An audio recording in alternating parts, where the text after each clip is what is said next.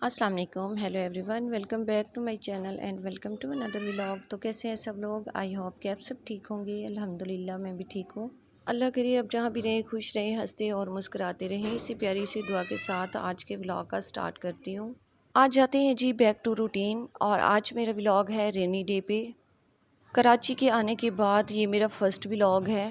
I hope कि आप लोगों को ज़रूर पसंद आएगा। सबसे पहले तो मैं उन बहन भाइयों का शुक्रिया अदा करूँगी जो मेरे साथ जुड़े रहे। काफ़ी दिन बाद मैंने व्लॉग अपलोड नहीं किया था, लेकिन जैसे ही मैंने किया तो सब आए और सब ने मुझे सपोर्ट की और सब ने अच्छे अच्छे कमेंट्स दिए।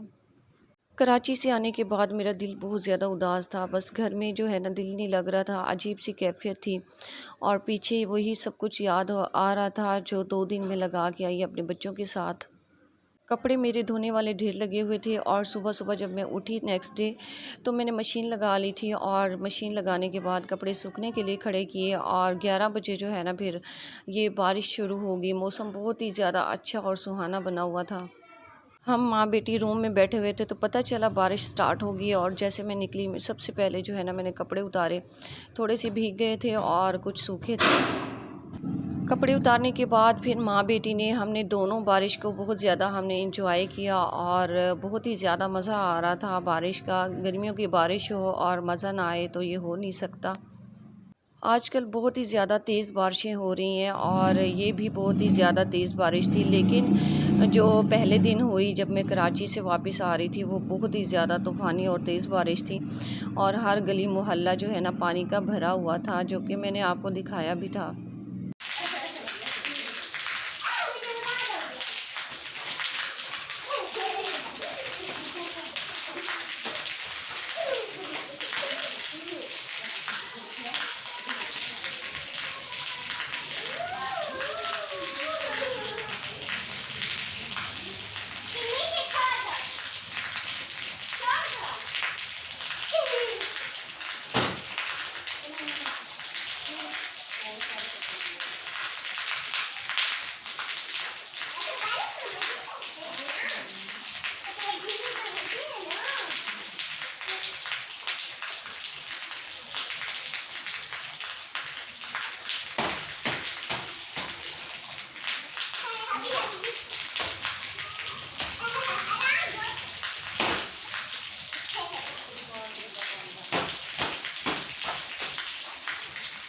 तकरीबन 15 से 20 मिनट बारिश होने के बाद बारिश जैसे ही रुकी, और हम माँ बेटी का प्लान था कि हम जब बारिश होगी तो पकोड़े बनाएंगे। और जैसे ही बारिश ख़त्म हुई मैंने गॉन पहना और मैं निकली सब्ज़ी वाली शॉप से। कुछ सब्ज़ियाँ लेकर आई, मिक्स सब्ज़ियाँ, जिसमें पालक, आलू और टमाटर, प्याज वगैरह और इस तरह की कुछ चीज़ें थी और भी जो मैं लेकर आई। और फिर मसाले वाले मैंने सोचा पकोड़े बनाते हैं।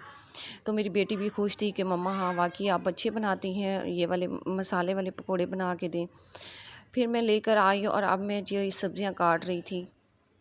बारिश हो और साथ में पकोड़े हों तो मज़ा डबल हो जाता है। पिछली वीडियो में मेरी एक सिस्टर ने कमेंट किया हुआ था कि सिस्टर आप कराची अकेले गई थी इतना लंबे सफ़र पे, और ज़माना बहुत ख़राब है, आप कैसे अकेली चली गई?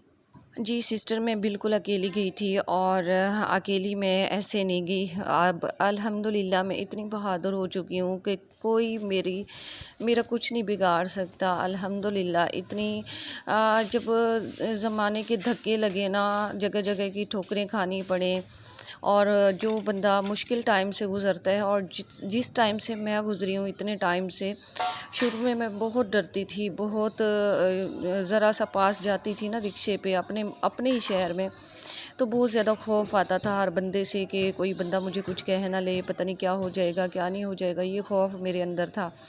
लेकिन टाइम के साथ जो है ना मैंने अकेले टाइम गुजारा है, और इतना इस टाइम ने ना मुझे बहादुर बना दिया है ना मुश्किलात ने। और जहाँ जहाँ से मैं जिस जिस हालात से गुज़री हूँ ना, तो अब इतना मज़बूत हो गई हूँ कि अल्हम्दुलिल्लाह अब मुझे किसी चीज़ का डर नहीं रहा।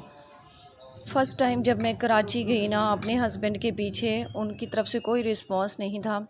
बट मैं जो है ना अकेले चली गई थी। मुझे ऐसे पता चला था कि मेरे हस्बैंड बीमार हैं।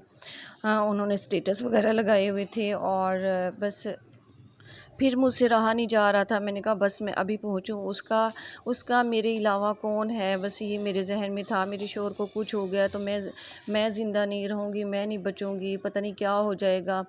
ऐसे लगता था क़यामत टूट पड़ेगी। तो बस मुझे बिल्कुल सुकून नहीं था। बस फिर मैं चली गई और अपनी बड़ी बेटी मेरे पास थी उस टाइम, मेरे बच्चे मेरे पास थे। फिर मैं छोटे बच्चों को अम्मी के पास छोड़ के गई थी और बड़ी बेटी को साथ लेकर गई थी। और फ़र्स्ट टाइम वो लंबा सफ़र मैं तय करके गई। तो साथ में मैंने ना, हाँ, अपने पर्स में छुरी रखी हुई थी पता नहीं मैंने क्या क्या रखा हुआ था अपनी सेफ्टी के लिए, कि बस कोई मुझे छेड़ेगा तो चीर फाड़ के रख दूँगी। रिक्शे पे जब मैं बैठी ना कराची में, यहाँ जब मैं पंजाब में रहती थी ना, तो रोज़ आए दिन मैं ख़बरें सुनती थी। न्यूज़ पे आया होता था कराची में ये हो गया, कराची में किसी ने किसी को मार दिया, कराची में किसी के घर कोई घुस के गोलियों से वार किए। बस ये ख़बरें सुन सुन के मुझे बहुत खौफ आता था कराची के इलाके से। बस जब मैं फ़र्स्ट टाइम गई ना वहाँ पे, तो बस मैंने छुरी रखी हुई थी और मैं कांप भी रही थी, अंदर को मैं मजबूती भी दिला रही थी कि नहीं, डरना नहीं है। लेकिन जब मैं रिक्शे पे बैठी ना, तो ये भी ख़बरें मैं सुनती थी कि रिक्शे वाले जो है ना उठा के कहीं ले जाते हैं। तो बस फिर मेरी पर्स की ज़िप खुली हुई थी और जी मैंने हाथ अंदर घुसाया हुआ था, छुरी हाथ में मजबूती से मैंने पकड़ी हुई थी। एक हाथ से मैंने अपनी बेटी को पकड़ा हुआ था कि अगर ये कहीं मुझे मेरे साथ कुछ करता है तो सीधा छुरी इसके वार दूंगी मैं। लेकिन अल्हम्दुलिल्लाह अल्लाह अल्लाह करके मैं जो है ना अपनी मंज़िल पर पहुंच चुकी थी। लेकिन अल्हम्दुलिल्लाह मैं इतनी बहादुर हो गई हूँ, हालात ने मुझे इतना कर दिया है कि अब मैं दूसरों को धमकियाँ देती हूँ, दूसरों को डराती हूँ, खुद नहीं डरती। अब आप लोग मत डर जाना, मैं आप लोगों की बात नहीं कर रही, मैं उनकी बात कर रही हूँ जो मुझे अगर कोई चीट करना चाहे, मुझे अगर कोई तकलीफ़ देना चाहे, मुझे अगर कोई ब्लैकमेल करना चाहे, तो मैं उसके लिए वो करती हूँ सब। अल्हम्दुलिल्लाह सिवाय अल्लाह की अब किसी का डर नहीं रहा मेरे अंदर। एक मेरी सिस्टर, मेरी एक क्लोज़ फ्रेंड भी हैं, वो मुझे थानेदारनी बोलती हैं कि आप बहुत बहादुर हो, और उसने मुझे थानेदारनी का लक़ब दिया हुआ है। हाँ, मैं अंदर से ज़रूर हारी हुई हूँ, अंदर से ज़रूर टूटी हुई हूँ। ये सब ज़ख़म, ये सब टूटापन मेरे अपनों की वजह से है। लेकिन अल्हम्दुलिल्लाह यही चीज़ें जो है ना, मुझे उन्होंने मज़बूत बनाया है हालात से लड़ने के लिए, आगे बढ़ने के लिए। इंसान के साथ जो भी होता है ना, उसी में अल्लाह ताला की कोई ना कोई मसलहत ज़रूर होती है।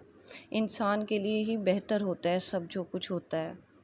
यहाँ जी फाइनली हमारे पकोड़े तैयार हो गए थे और हम माँ बेटी खा रहे थे। साथ में मेरी बेटी ने भी जो है अपने बर्तनों में कुछ बनाया हुआ था और वो मुझे चखा रही थी। यहाँ पे व्लॉग का एंड होते हैं, मिलते हैं किसी नेक्स्ट व्लॉग में।